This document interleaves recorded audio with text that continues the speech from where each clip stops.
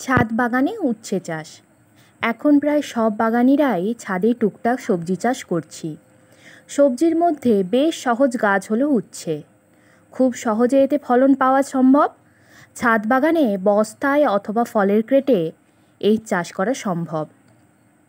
যদিও অনেকেই এই চাষ করতে গিয়ে বিভিন্ন সমস্যার সম্মুখীন হয়ে থাকেন। ফুল না আসা, ফুল এলেও স্ত্রী ফুলের সংখ্যা কম আসা, স্ত্রী ফুলের সংখ্যা যদিও একটা আধরা আসে তাও হলুদ হয়ে ঝরে পড়ে যাওয়া। তা কেন হচ্ছে, কী কারণে হচ্ছে, সম্পূর্ণ আলোচনা করেছি এই ভিডিওটিতে। তাছাড়া উচ্ছে গাছে কী এমন খাবার প্রয়োগ করলে প্রচুর মাত্রায় স্ত্রী ফুলের সংখ্যা বাড়ানো যায় সেই সম্পর্কেও আলোচনা করেছি সম্পূর্ণ ভিডিওটিতে। ভিডিওটি সম্পূর্ণ দেখুন, আশা করছি ভালো লাগবে। নমস্কার বন্ধুরা, আমি পর্ণা আর আপনারা দেখছেন গার্ডেনিং উইথ পর্ণা।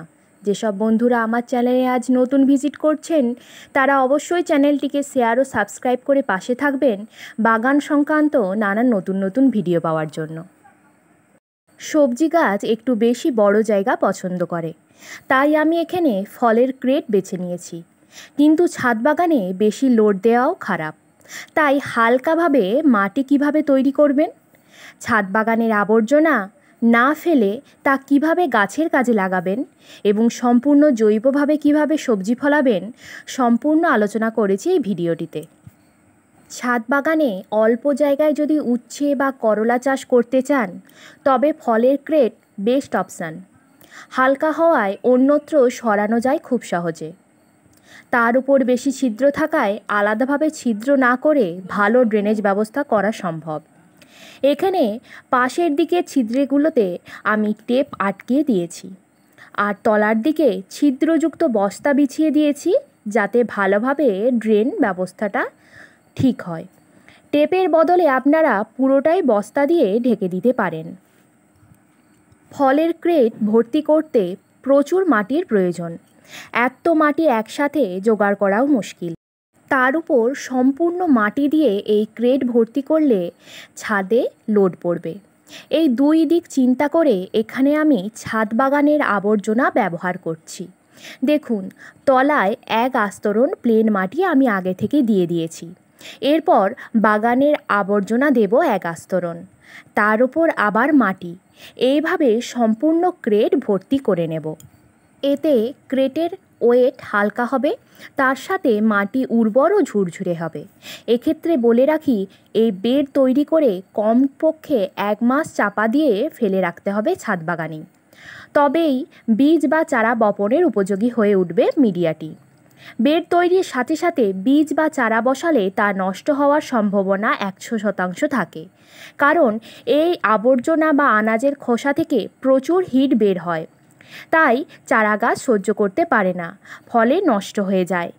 1 মাস পরে হিট কম হয় অনেকটাই এবং মাটিটি ডিকম্পোস্ট হতে শুরু করে। তারপরেই চারা বা বীজ রোপণ করলে কোনো ক্ষতি হয় না চারা গাছের। 1 মাস পর উপর থেকে মাটিটি দেখে আপনারা ঠিক বুঝতে পারছেন মাটিটি এইবার চারা গাছ প্রতিস্থাপন কিংবা বীজ বপনের জন্য একেবারে উপযোগী হয়ে উঠেছে। আগে থেকে একটা বীজ বসিয়ে দিয়েছিলাম, সেটি চারাতে পরিণত হয়ে গেছে। ফলের ক্রেটে 3 থেকে 4টে উচ্ছে চারা বসানো সম্ভব। বাইরে যেখানে কম্পোস্ট ফেলা হয় সেইখানে অনেক চারা বেরিয়েছিল আপনা থেকেই, তাই তুলে নিয়ে এসেছি এখানে বসাবো বলে। সুন্দর করে বসিয়ে দিতে হবে। প্রতিস্থাপনের পর প্রতিদিনই অল্প পরিমাণ জল দিতে হবে। দিনের বেলা বেশি চড়া রোদ উঠলে পাতলা কাপড় দিয়ে মাথার উপরের দিক ঢেকে দেবেন, যাতে ছোট্ট চারাগুলি একটু হালকা ছাওয়ার নিচে থাকে। প্রথম অবস্থায় চারা গাছের শেকড় খুবই দুর্বল থাকে, তাই রোদের তাপ সহ্য করতে পারবে না প্রথম দিকে, ফলে গাছগুলি রোদের তাপে জ্বলে যাওয়ার সম্ভাবনা থাকবে। তাই উপর দিক থেকে হালকা পাতলা একটা ছাওয়ার আস্তরণ থাকলে এরা তাড়াতাড়ি সারভাইভ করতে পারবে এবং দ্রুত গতিতে বেড়ে উঠবে। দিন 7 পরের অবস্থা দেখুন, গাছগুলো বেশ হেলদি ও সবুজ হয়ে উঠছে, নতুন ব্রাঞ্চেরও দেখা পাচ্ছি। এই সময় থেকেই উপরের পাতলা আস্তরণ সরিয়ে দিতে হবে, ডাইরেক্ট সূর্যালোকে এদেরকে দিতে হবে। তার কিছুদিন পর দেখুন কি সুন্দরভাবে গ্রোথ নিয়েছে। কত অল্প দিনেই ফুলও চলে এসেছে, তাও আবার স্ত্রী ফুল।